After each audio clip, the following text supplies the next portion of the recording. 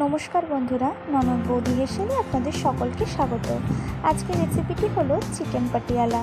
উপকরণে পেঁয়াজ, শুকনো লঙ্কা, আদা, রসুন ও ক্যাপসিকাম নিয়েছি। অন্যদিকে কাঁচা মাংসের মধ্যে পরিমাণ মতো নুন, টক দই, আদা, রসুন, পেঁয়াজ ও শুকনো লঙ্কা বাটার মিশ্রণটি দিয়ে ভালো মতন মেখে আধ ঘন্টার জন্য রেস্টে রেখেছি। আপনাদের হাতে সময় থাকলে আপনারা এর বেশিও রাখতে পারেন। তারপরে আমি একটি কড়ার মধ্যে সামান্য পরিমাণ তেল দিয়ে কিউব করে রাখা ক্যাপসিকাম ও পেঁয়াজের টুকরোটি অল্প পরিমাণ মৌরি দিয়ে ভেজে নিয়েছি।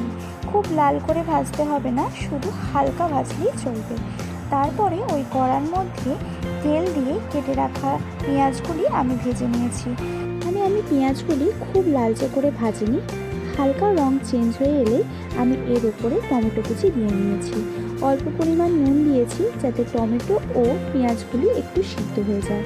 আগে থেকে ভিজিয়ে রাখা কসুরি মেথি এর মধ্যে দিয়ে নিয়েছি। তারপরে ধনে গুঁড়ো, জিরে গুঁড়ো, মেখে রাখা মাংসটি এর মধ্যে দিয়ে ভালো মতো নেড়ে চেড়ে নিয়েছি। এখানে কোনো আমি এক্সট্রা জল ব্যবহার করিনি, মাংসটি ঢেকে ঢেকে রান্না করেছি এবং মাংস থেকে যা জল বেরিয়েছে তাতেই মাংসটি সিদ্ধ হয়েছে।